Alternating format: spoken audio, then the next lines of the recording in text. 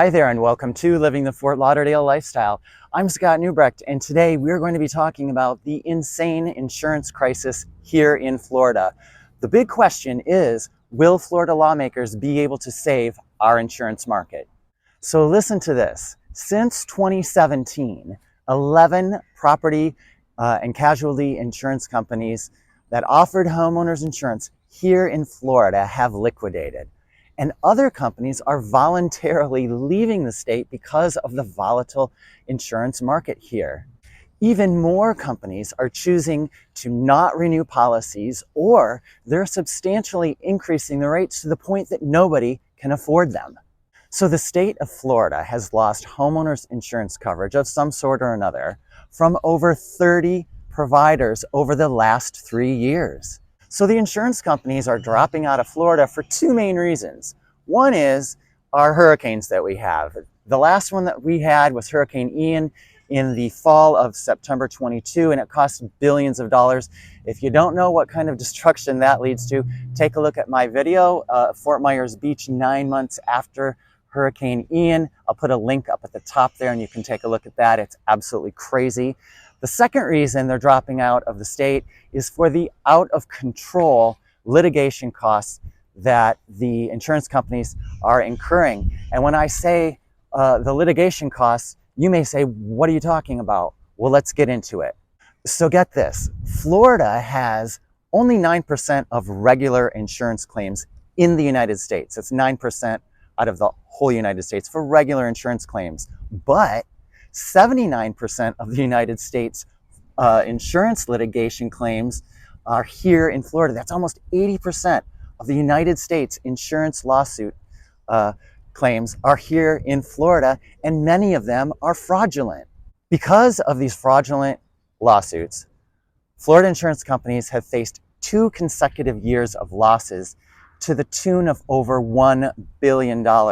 Yes, everybody, it's 1 billion with a B. Believe it or not, the biggest issue here in Florida has been home insurance fraud, and that's driven by fraudulent roofing claims. So let's take a look at how these fraudulent roofing claims work.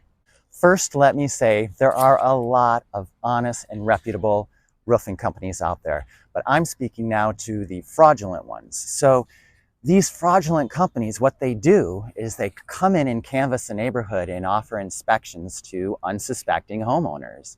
And then, of course, they inevitably find damage.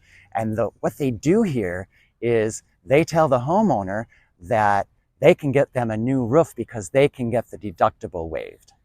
Then homeowners feel pressured into signing an assignment of benefits form, which basically gives the contractor the right to take care of the insurance filing on their behalf. And what they do is they claim, sign this assignment of benefits over to us, we'll take care of the whole problem for you and you'll have nothing to worry about. The insurance adjusters then come out and inspect the damage, and what they're finding is there's either no damage or the damage is far less than the contractor claimed. The contractor then brings legal action against the insurance company, demanding a payout for the original quote. Now the insurance company has 2 choices. 1, pay the costs to fight the lawsuit, or 2, pay the costs and settle out of court. Either way, the insurance company loses money because of this legal action. It is a lose-lose situation now for the insurance companies. Now, if this wasn't all bad enough, Florida previously had a one-way attorney's fee system. And what that means is, if the court ruled in favor of the contractor / the insurance policyholder, because remember they gave them the assignment of benefits, then the insurance company had to pay their attorney's fees as well. So the insurance companies have lost even more money. They had to make the payouts to settle this fraudulent claim, and they had to pay for the contractor's legal fees. Isn't it absolutely crazy? As a result of this fraudulent nonsense, Florida created a bill called the Senate Bill 2A, I believe. Yeah, the Senate Bill 2A, and it became law, and it states the following: any new homeowners or commercial insurance policies that went into effect on or after January 1st, 2023 were no longer allowed to have an assignment of benefits.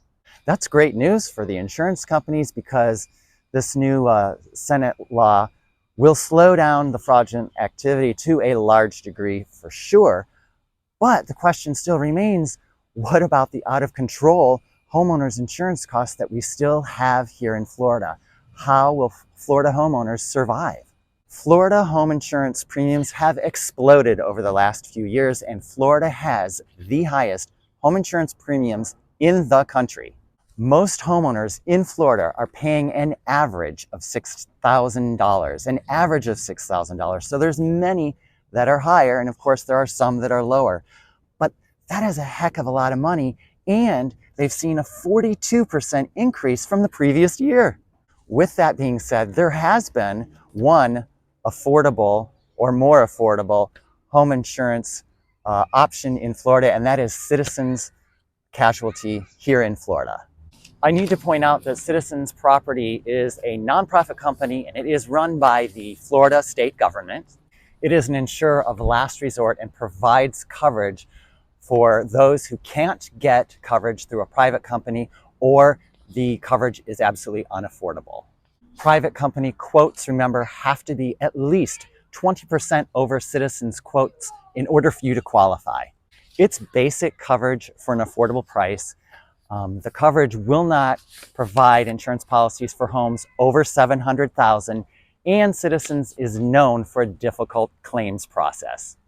But even Citizens is going through what they call a depopulation program. And what that means is this: they're trying to get current policyholders into private insurance company policies for one main reason, and it's because Citizens is afraid that if they have too many policies and we get another hurricane like Hurricane Ian in the fall of 2022, that will bankrupt the entire Citizens company. And the story gets even better because in the fall of 2023, Citizens got the okay and approval for an historic 12.3 rate increase.